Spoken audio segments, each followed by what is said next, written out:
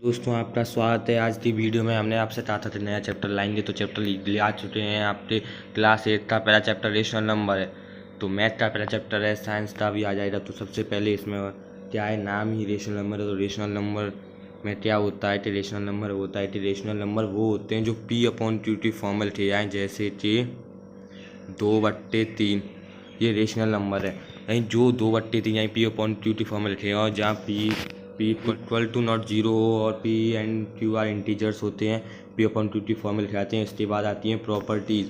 जो प्रॉपर्टीज़ होती हैं रेशनल नंबर की, एडिशन की प्रॉपर्टीज़ ऑफ एडिशंस।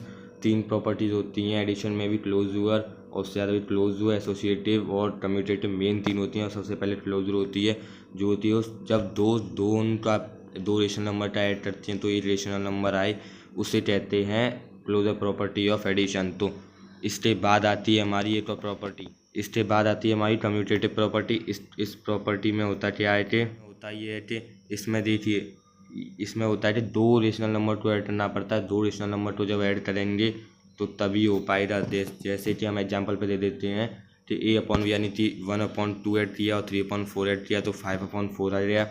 ऐसे ही, या उल्टा कर लो उनको या सीधा ऐड कर लो, जैसे भी आपकी मर्जी हो वैसे ऐड कर सकते हो। यानी कि यहाँ पे हम एग्जांपल के लिए दे देते हैं आपको 1/2 प्लस के 1/3, ये भी ऐड कर सकते हो और तो भी इक्वल आंसर एक ही आएगा। या फिर आप ये भी ऐड कर सकते हो 1/3 प्लस 1/2, आप कोई भी ऐड कर लो, आंसर सिर्फ एक ही आएगा और ये वेरीफाई हो जाएगा। तो बस इसके बाद आती है हमारी एसोसिएटिव प्रॉपर्टी। जो प्रॉपर्टी है कि while adding 3 rational numbers they can be grouped any order. यानी कि हम जब 3 रेशनल नंबर को ऐड करते हैं, यानी A/B C/D, तो फिर वो वही आंसर आए। तो A/B E/F, तो हम इस ब्रैकेट को यहाँ पे भी ला सकते हैं, कैसे भी ऐड कर लें, यानी कि उस ब्रैकेट को वहाँ पर रख दें तो भी आंसर वही आए।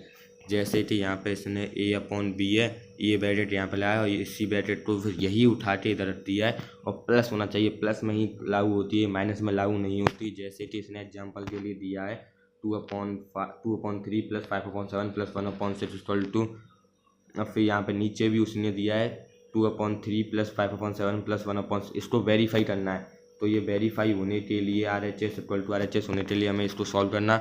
इसका भी 3/4 आया, इसका भी 3/4 आया, तो ये वेरीफाई हो गया, ये वेरीफाई था।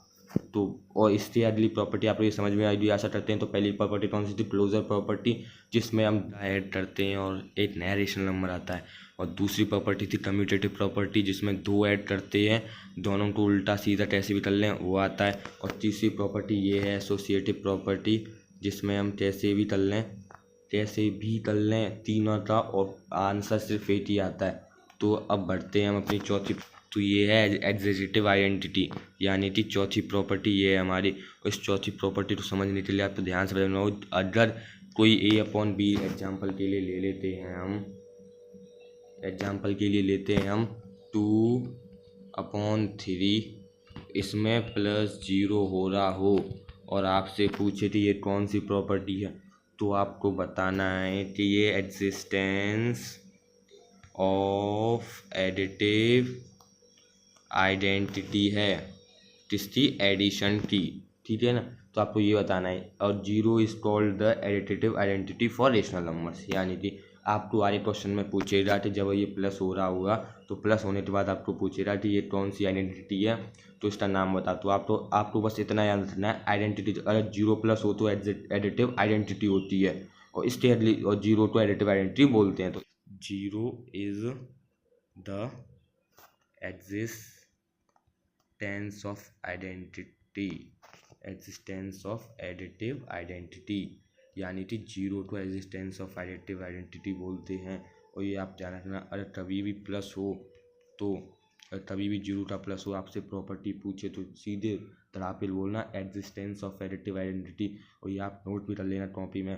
तो बस इसी तरह मिलते हैं इससे अगली तरफ, वीडियो की तरफ। तो यहाँ पे आती है एडिटिव इनवर्स, यानी कि एडिटिव यूनिवर्स में होता क्या है कि इसमें आंसर 0 आता है, ना कि उसमें प्लस का 0 होता है। आपको ये ध्यान रखना है, या तो एक ध्यान रख लेना है, चल कोई सा भी, अगर आंसर 0 आए तो इनवर्स है और +0 हो तो आइडेंटिटी है। बस इतना ध्यान रखना है। इसमें जैसे ही आंसर 0 आता है, 2 उनका माइनस था होता है, प्लस था होता है, फिर सिमिलर होते हैं दोनों, सिमिलरली फिर आंसर 0 आ जाता है। जैसे यहाँ पे 0 आ गया आंसर, फिर यहाँ पे भी 0 आया, और ये एडिटिव ईच अदर है।